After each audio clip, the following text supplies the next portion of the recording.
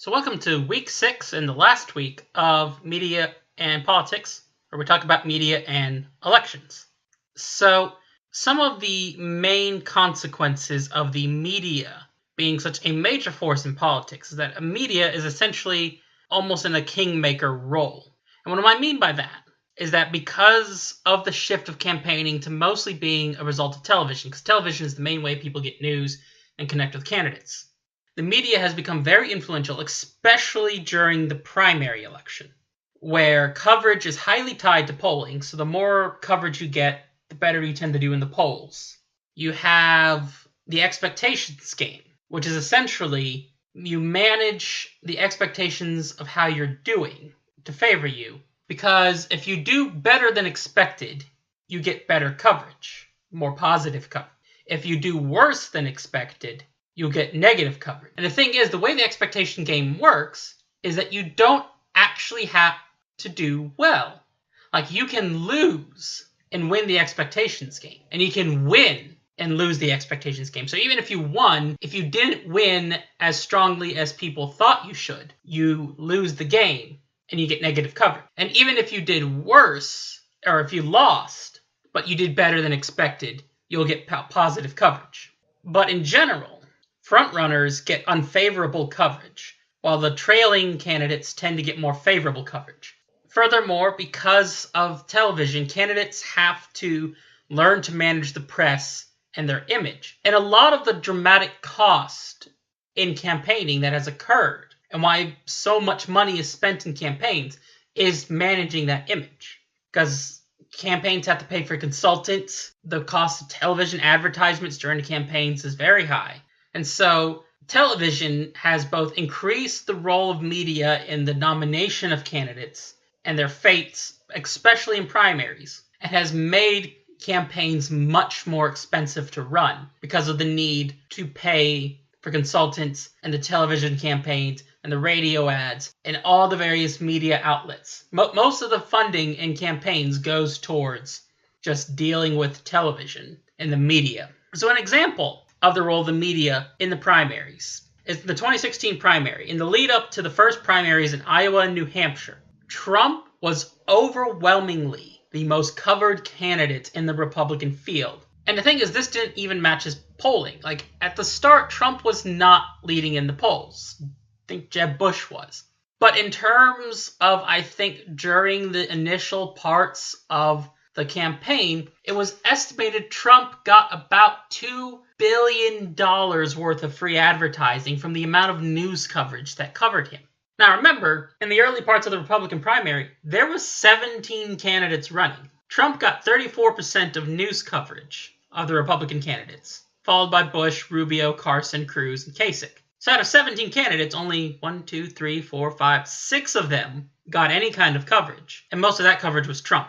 Furthermore, most of the coverage of Trump prior to Iowa and New Hampshire and all that was generally positive or neutral in valence. In other words, it was mostly horse race coverage. How well is Trump doing in the polls? How well are the other candidates doing in comparison? Things like that. There wasn't a lot of emphasis on issues and personal qualities. And even when those were focused, because of the media's need for balance, even stories that focused on those usually had commentary by pro-Trump supporters, thereby increasing the positive amount of coverage Trump had, even in stories that maybe were overall negative. And so in other words, Trump had the most coverage, and it was mostly positive to neutral in coverage. It's no surprise then that Trump shot up in the polls and became the front runner by the time the primary elections actually started. Because remember, the way campaigning is now, essentially the primary elections start in the summer before the election actually happens. And so you have like half a year of news coverage before it starts. In comparison, initial frontrunners like Jeb Bush were painted negatively. In other words, as Trump did better, Jeb Bush, who was sort of the expected frontrunner to start with, was portrayed in a more and more negative light, such that by the time December came around, Jeb had 70% negative coverage. And I have a video here from when Jeb finally pulled out of the race from MSNBC, just sort of highlighting the coverage of him, focusing in particularly on the infamous sort of please clap moment where he finishes a speech and then he says, please clap, after bit of a moment of silence. He was sort of portrayed as sort of like a sad ending to the campaign. It was one of the most expensive and least successful presidential campaigns in American history. That makes it nearly impossible to play a highlight reel commemorating the 2016 candidacy of John Ellis Bush. And so herewith, we present some of the lowlights. That's my case, is that I have a steady hand, and I will lead the country through tumultuous events. That's what I believe I can do, because I learned how to do it when I was governor of the state of Florida. Yeah, I know you can do it. I think the next president needs to be a lot quieter, but send a signal that we're prepared to act in the national security interests of this country, to get back in the business of creating a more peaceful world. Please clap. My watch can't be talking. I know you're trying to build up your energy, please, Jeff, but it's not working. One at a time. Is it my watch? You're never going to be president of the United States by insulting yeah? your way to well, the let's see, I'm at 42 and you're at 3, so Doesn't matter. far I'm doing better. Doesn't matter. I know when it's ringing, but I've never actually used it. Yeah, well, there you go. Underutilized iWatch. Where were we? You know, you started off over here, Jeff. You're moving over further and further. Pretty soon you're going to be off the end. Don't lose your temper there. And if you could go back in time and kill baby Hitler, would you? I need to know. Hell yeah, I would. Am I talking or are you talking, Jeff? I'm You can talking go right back. now. I'm talking. You can go back. You're not I'm talking. You interrupted me, September Jeff. Are 30th, you going you to said it. apologize, Jeff? No. Just had the gall to go after my mother. That's not keeping Look, I us won safe. the lottery when I was born 63 years ago and looked up and I saw my mom. My mom is the strongest woman I know. She should This be is running. not about my family or his family. Can Jeb Bush be a surprise story here on caucus night? Yeah, since the expectations are so low. Well, you have succeeded there, Governor. Mission accomplished. You have a guy named Bush. You have a guy named he was a governor, low energy, very low energy, extraordinarily. More energy tonight. I like that. What would you want your Secret Service code name to be? Ever ready. It's very high energy, Donald.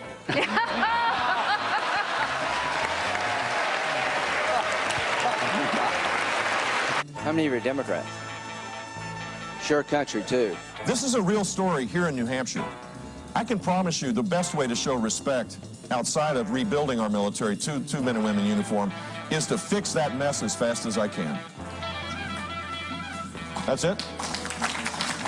Thank you. They're kicking me out the door. But that's sort of how the game is. Even though Jeb had the most money and had initial polling, as Trump improved, Jeb was perceived as losing. And as he was perceived as losing and got more negative coverage, his polling went down. Trump, with the more extensive, more positive coverage, went up. And so all that information was from the Shorenstein Center's analysis of the 2016 race, which basically concludes that Trump's rise to the top in the Republican primary was mostly a result of how the media covered him during the initial lead up to the elections. And then once he was in charge, or on the front of the pack, then things might have differed a little. But he still dominated news coverage for basically the entirety of the Republican campaign. So this gets to media campaigning strategies, managing the press, and this is from the Iyengar readings. So first, avoid behavior that calls questions into suitability for office. Second, don't waffle or flip-flop on the issues. Third, keep expectations of victory low. So that's the expectations game. So for example, Marco Rubio had a 3-2-1 strategy where he'd get third place in Iowa, second place in New Hampshire, and then win in Florida. Didn't work out, but the idea was to do slowly better each time and beat the expectations. But, you still have to actually win something. Ride the wave, which is the targeting of your events to strategically maximize newsworthiness. So, for example, after the San Bernardino and the Paris attacks, Trump had his event where he declared wanting to have a ban on Muslims coming to the United States till we could figure out what the hell was going on. Timing it with in the aftermath of a terrorist attack to focus on a national security terrorism issue, as he was portraying it, was sort of an example of riding the wave. Next, when leading, restrict journalist access. Remember, media often has a very negative, cynical focus, and they tend to target the front runners for a lot of that focus as well. So if you're doing well, limit the access to journalists so they have less chance to paint you in a negative light. Go local to avoid coverage. So local media, as we've talked about, has more positive coverage of politicians, especially members of Congress, compared to national media. And then finally, feed the press titillating but critical info on opponents. So respond to the opponent's attacks with your own attacks.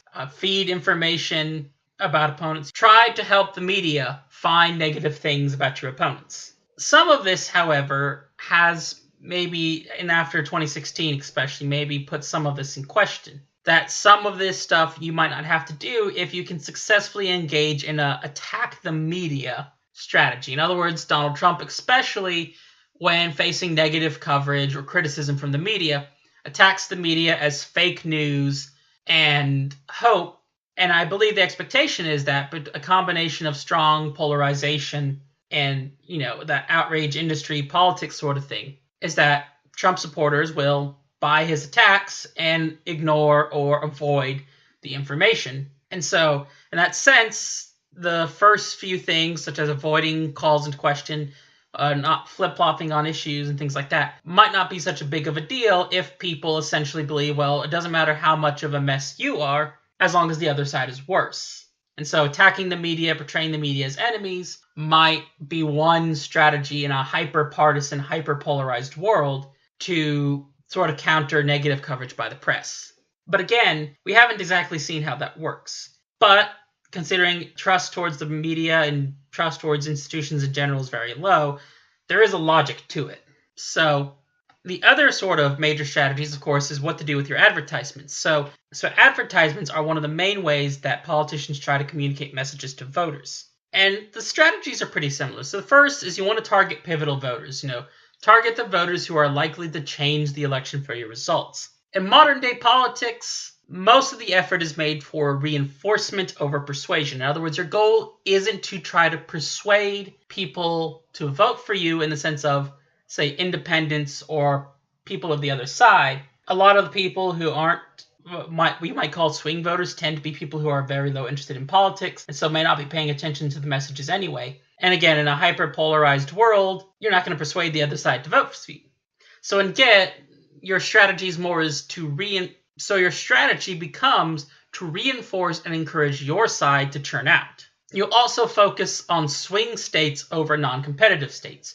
If you're a Democrat, running advertisements in California is kind of pointless. California is most likely going to vote for you without much effort. If you're a Republican, running advertisements in Texas isn't going to be much of a point. Texas is probably going to vote for you without putting in too much effort. An exception to this might be if, say, there's a swing district within your state that you might be interested in, then presidents might put a little bit of help to that district. But otherwise, generally avoid states that are not swing states. Focus on the states that could go either way and make or break an election. Advertise during programs watched by those most likely to vote. There is a reason why a lot of your advertisements are played during the nightly news. The people who are watching nightly news are probably more likely to vote than people who aren't. Again, that interest in politics thing. Again, ride the wave, so tie your strategies to events. So if a new event happens, you play advertisements to take advantage of it. So during the 2016 election, after the Democratic National Convention, Hillary Clinton's campaign put out an ad starring the Khan family, who had gotten into the news because of confrontations between the family and Trump and other conservative news outlets who attacked the family. Hillary Clinton puts out a campaign ad starring the father of the Khan family. So you tie campaign events to actual events. So riding the wave, again, it's tying events, your advertising strategy, to events. Early on, do biographical ads to introduce the candidate. Again, in a lot of races, people might not know the candidate too much. So biographical ads to give people a sense of the candidate might go early on, but you do need to eventually start introducing issue ads, particularly later in the campaign, especially since these issues are going to be what encourage maybe your base to come out more. And that's where you get on issue ownership, which is focus on issues that your party is perceived as being good at. If you're a Democrat, focus on If you're a Democrat, focus on like healthcare and education. If you're a Republican, focus on security and military. for just some examples. And then finally, wedge appeal. So these are going to be issues where you attempt to try to drive a wedge between groups. Another way you might consider this is identity politics. So 2004, Bush campaign put a big push about gay marriage to try to discourage maybe more social conservative individuals from voting for Kerry in favor of voting for Bush. So race, gender, sexual orientation, those type of issues often get used. A lot of those cultural issues, culture war type issues, are what we might consider wedge appeals, where the goal is to try to drive divisions between groups in that sort of us versus them type of thing. And this is a very consistent, popular way of trying to gather support, especially since modern political parties have started to sort and become polarized on the basis of things like race, education, urban-rural divides, very strong cultural lines that provide a lot of opportunity for wedge issues to be effective.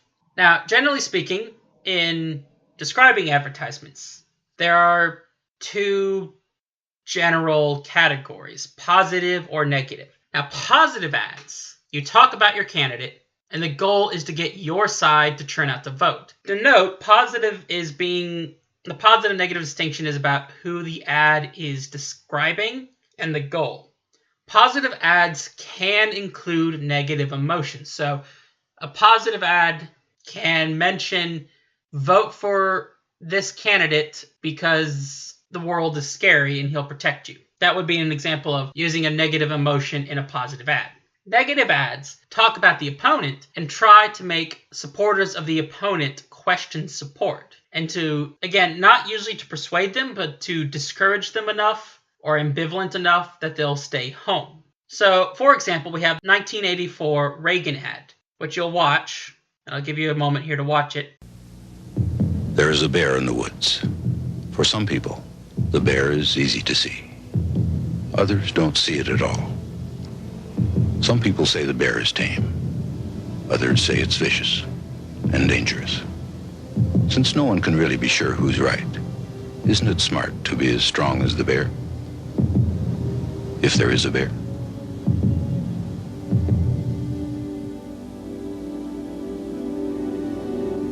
This is a positive ad. It's positive because it's saying there's this scary bear, Russia, and Reagan can protect you from the bear. This Bush 2004 ad, that again, I'm going to pause here for a second, play the video.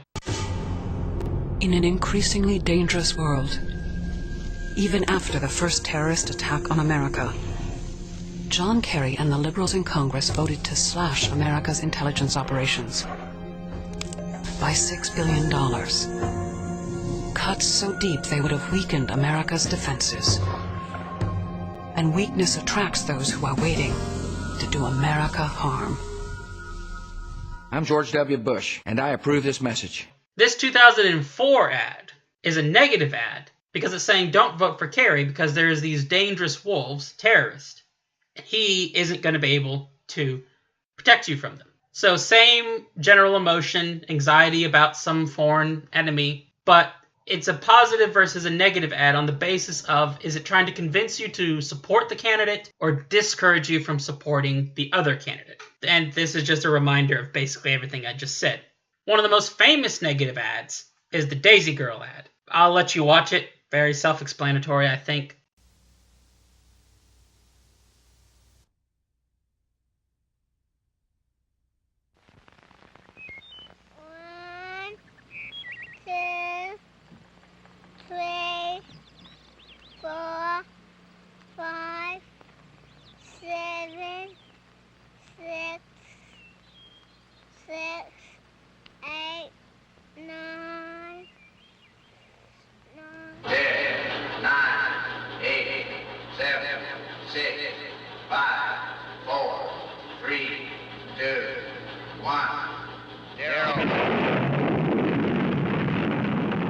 These are the stakes to make a world in which all of God's children can live, or to go into the dark.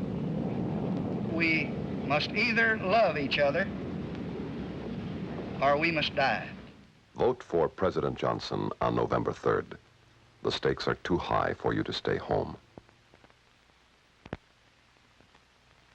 Yeah, you can't really go more negative than, if you vote for the other guy, we're all going to die in a nuclear holocaust. So vote for me. Can't really get any more negative than that. Now, there's a lot of debate about negative ads. Are they good? Are they bad? Do they discourage people from participating? And people routinely say they don't like negative ads. But David Redlowsk, who wrote a book called The Positive Case for Negative Campaigning, he argues that negative advertisements are a good thing, and for just two reasons. First, he says, people, when they think of negative ads, they think of negative attack ad type. When people think of negative ads, they think of more of like attacking ads. But people actually like negative ads when they perceive that the information is relevant and accurate. And because of that, negative ads provide an opportunity for people to learn more about candidates than if they just relied on positive ads. In other words, if you're wanting to make the decision to vote, you also need information about the downsides of candidates, their negatives, their flaws. If we don't do negative campaigning, you don't get that information. What just matters is making sure that the information is relevant and accurate. So an example of something he says is usually not considered accurate or relevant is attacking the family of a candidate. Saying mean things about the other candidate's family. That's usually a no-go. That will hurt you. Exceptions might be made, for example, in the case of, say, something like Hillary Clinton, where her husband was a former president and was perceived as likely going to be involved. In that case, the family is just as political as the candidate, so in that case, an attack on family is probably fine. But you get the idea. It's unnecessary and inaccurate attacks are perceived as being bad. And that's what people usually think of when they think of negative ads. But negative ads in general can provide a lot of information about candidates. Another aspect about ads that kind of goes above and beyond the positive-negative is the role of emotions. And that's where the Brader 2005 piece comes in. And Brader also has a larger book on the topic as well. And basically, you can use emotional appeals to influence voter behavior. As I've talked about in some of the past weeks, emotion is used as a way to sort of guide action and attention. And so you can use certain emotions to sort of guide people to different behaviors. So basically, fear stimulates vigilance and reliance on contemporary evaluation. So in other words, if you get people scared, they're more likely to give up their past attitudes and to reevaluate the situation to look for information. And so it can facilitate persuasion and makes people more reliant. And there's another book called Anxious Politics by Bethany Albertson and Shauna Guderian that also notes that anxiety makes people more reliant on the opinion of people they perceive as experts. So again, if you're a Republican, you get people anxious about security, threat, and domestic and foreign enemies because people perceive Republicans as being experts on that issue. If you're a Democrat, get people anxious about healthcare. They might be more willing to listen to you because people perceive Democrats as more responsible on healthcare. So you can use fear to encourage persuasion and get people to rely on different evaluations. Enthusiasm, on the other hand, is sort of the opposite. Enthusiasm motivates participation and activates existing loyalties. So when you get excited and enthusiastic, that's, as an emotion, is basically saying, okay, I have been persuaded, I know what I need to do, and now I'm excited to do it. Valentino 2011, which is a different piece that I didn't have you read, basically adds on to this anger as being a major motivator. So getting people angry is very good at motivating action. That's the whole reason the outrage industry essentially exists, is to motivate anger towards political opponents to advance ideological causes. And that the effect of anger is stronger than enthusiasm. So if you want to get people out and supporting you, it may be more effective to get them angry at the other side than it is to get them enthusiastic about you. Other emotions haven't had a lot of research. Guilt, shame, there's not much research on what those type of emotions do. And I provide some examples of advertisements. I can't play them all within this video, but you have the PowerPoint itself for download, so you can go on there and you can look at these ads. But I give some examples of ads that sort of line up with these different emotions. So I got a Hillary ad from 2016 that uses fear. I got a Santorum 2012 ad that really plays on the fear and anxiety. Got enthusiasm from Cruz and Bernie Sanders. I got a more angerish ad for Trump. And then I got a Hillary Clinton one that didn't really fall on the other ones, but it seemed to me to be like a guilt or shame, sort of.